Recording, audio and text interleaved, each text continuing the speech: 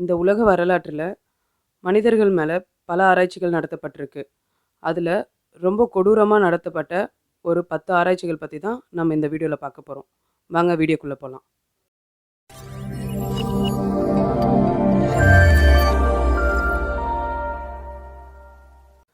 Hi, welcome back to shall we know. நீங்கள் நம்ம சேனலுக்கு புதுசுனா நம்ம சேனலை சப்ஸ்கிரைப் பண்ணுங்கள்.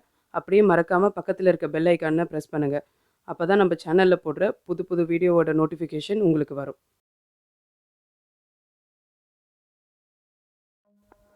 ஜூன் 1822 அமெரிக்கன் ஃபர் கம்பெனியில் வேலை பார்க்குற சென்ட் மார்ட்டின்கிறவருக்கு எதிர்பாராத விதமாக ஷாட்கன் புல்லட் அவரோட ரிப்ஸில் பட்டிருக்கு. இதில் அவரோட ரிப்ஸும் வயிறும் ரொம்ப காயப்பட்டிருக்கு. டாக்டர் பெர்மண்ட்ங்கிற ஒருத்தர் தான் மார்ட்டினுக்கு ட்ரீட்மெண்ட் கொடுத்துருக்காரு.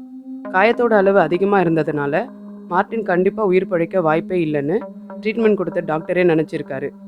ஃபார்ச்சுனேட்லி மார்ட்டின் உயிருக்கு எந்த ஆபத்தும் வரல. ஆனால் அந்த புல்லட் அவர் வயிறை கிழிச்சிட்டு போன காயம் மட்டும் ஆறவே இல்லை. அந்த ஹோல் அப்படியே இருந்தது. மார்ட்டினால் அவர் செஞ்சுட்டு இருந்த வேலையை தொடர முடியலை. டாக்டர் பெர்மண்ட் கிட்டேயே ஹெல்ப்பராக வேலைக்கு சேர்றாரு.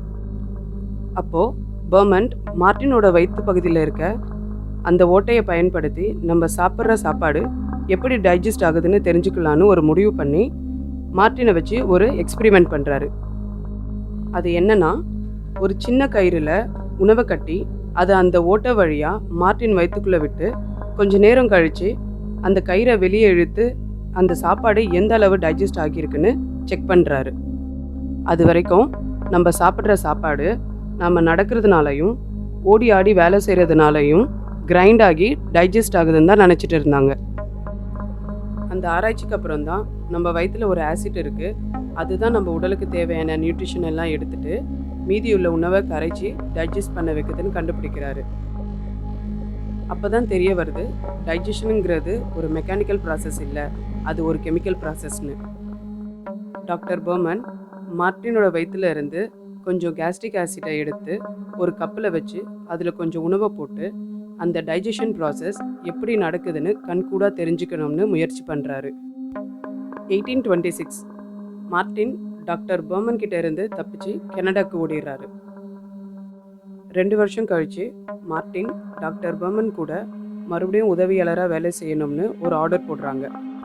அப்புறம் பெர்மண்ட் டைஜஷனை பற்றி இன்னும் அதிகமாக தெரிஞ்சுக்க ஒவ்வொரு முறையும் கயிறில் உணவை கட்டி மார்ட்டினோட வயிற்றுக்குள்ளே அனுப்பி நிறைய ஆராய்ச்சி பண்ணுறாரு. நான்வெஜ் உணவுகளை விட வெஜ் உணவுகள் ஈஸியாக டைஜஸ்ட் ஆகுதுன்னு கண்டுபிடிக்கிறாரு. சாப்பிட்ட பிறகு நம்ம இருக்க இடத்தோட டெம்பரேச்சர், நம்ம பண்ணுற வேலைகள், நம்ம என்ன எமோஷனில் இருக்கோம் அப்படின்றத பொறுத்து டைஜஷன் ப்ராசஸ் எப்படி சேஞ்ச் ஆகுது அப்படின்றத டெஸ்ட் பண்ணி பார்க்குறாரு. 1838 அவர் ஆராய்ச்சி பற்றின டீட்டெயில்ஸை பப்ளிஷ் பண்ணுறாரு. அதுக்கப்புறம் டாக்டரும் மார்ட்டினும் பிரிஞ்சுட்டாங்க. அடுத்த 20 வருஷத்தில் டாக்டர் பலமுறை மார்ட்டினை கூப்பிட்டும் மார்ட்டின் திரும்ப போகவே இல்லை. 1853 டாக்டர் பெர்மண்ட் ஸ்டெப்ஸில் ஸ்லிப் ஆகி கீழே விழுந்து இறந்துட்டார்.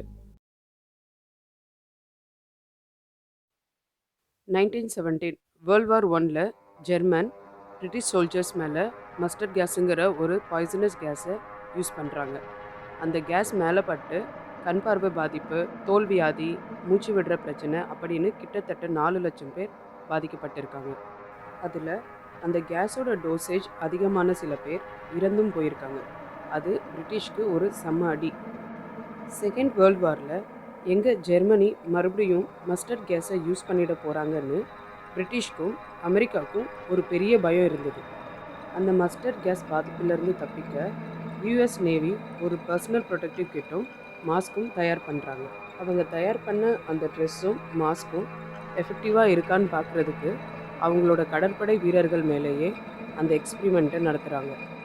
ஒரு சில வாரங்கள் மட்டுமே ட்ரைனிங்கில் இருக்க 17-18 வயசுள்ள சில கடற்படை வீரர்களை கூப்பிட்டு இந்த போரை சீக்கிரம் முடிக்கிறதுக்கு ஒரு ஆராய்ச்சி இருக்குது, அதில் கலந்துக்கிறீங்களான்னு கேட்டு அவங்க தயார் பண்ண மாஸ்கையும் ட்ரெஸ்ஸையும் போட்டு வெளியே இருந்து மட்டுமே ஓப்பன் பண்ணக்கூடிய ஒரு சேம்பர் உள்ள அனுப்பி வைக்கிறாங்க. ஆனால் அங்கே போனதுக்கு அப்புறம்தான் அந்த கடற்படை வீரர்களுக்கு அது மஸ்டர்ட் கேஸ் எக்ஸ்பிரிமெண்ட்டுன்னு தெரியுது. அந்த ரூம் முழுக்க கேஸ் பரவ கதவை திறக்க சொல்லி இன்டர்காம் வழியாக கேட்டிருக்காங்க. ஆனால் அவங்க கதவை திறக்கவே இல்லை.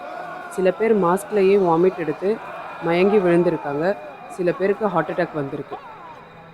அந்த எக்ஸ்பிரிமெண்ட்டில் இருந்து வந்த ஒருத்தர் பேசும்போது அது மஸ்டர்ட் கேஸ் ஆராய்ச்சின்னு தெரிஞ்சு சில பேர் அந்த கேஸ் சேம்பர் உள்ள போக மாட்டேன்னு சொல்லியிருக்காங்க. அப்படி போக மாட்டேன்னு சொன்னவங்கள அரெஸ்ட் பண்ணி 40 வருஷம் ஆர்மி ஜெயிலில் தண்டனை அனுபவிக்கணும்னு மிரட்டியிருக்காங்க. அந்த எக்ஸ்பிரிமெண்ட் முடிஞ்ச அப்புறம் இந்த விஷயம் பற்றி யார்கிட்டையும் சொல்லக்கூடாது, உங்களுக்கு ட்ரீட்மெண்ட் கொடுத்த டாக்டர்கிட்ட கூட சொல்லக்கூடாது. அப்படி சொன்னால் எதிரி நாடுகளுக்காக தன் நாட்டையே வேவு பார்த்ததா சொல்லி தண்டனை கொடுப்போன்னு மிரட்டியிருக்காங்க. இதே மாதிரியான மஸ்டர்ட் கேஸ் ஆராய்ச்சியை பிரிட்டிஷ் மிலிட்ரி இந்தியன் சோல்ஜர்ஸ் மேலேயே பண்ணியிருக்காங்க. இப்போ பாகிஸ்தானில் இருக்க ராவல்பிண்டிங்கிற இடத்துல 1930s கிட்டத்தட்ட 500 இந்தியன் சோல்ஜர்ஸ் மேலே மஸ்டர்ட் கேஸ் எக்ஸ்பிரிமெண்ட் பண்ணியிருக்காங்க. வெறும் ஷார்ட்ஸும் ஒரு காட்டன் ஷர்ட்டும் போட்டு இந்தியன் சோல்ஜர்ஸை ஒரு கேஸ் சேம்பர் உள்ள அனுப்பி கேஸை ரிலீஸ் பண்ணுவாங்க. அதில் நிறைய பேருக்கு ஸ்கின் பர்னும் கண் எரிச்சலும் மற்றும் பல பிரச்சனைகளும் வந்திருக்கு. பார்ட் 2ல் சந்திப்போம். நன்றி. இந்த வீடியோ உங்களுக்கு பிடிச்சிருந்தா லைக் பண்ணுங்கள், ஷேர் பண்ணுங்கள், நம்ம சேனலுக்கு சப்ஸ்கிரைப் பண்ணுங்கள். அப்படியே மறக்காமல் பக்கத்தில் இருக்க பெல் ஐக்கானை ப்ரெஸ் பண்ணுங்கள்.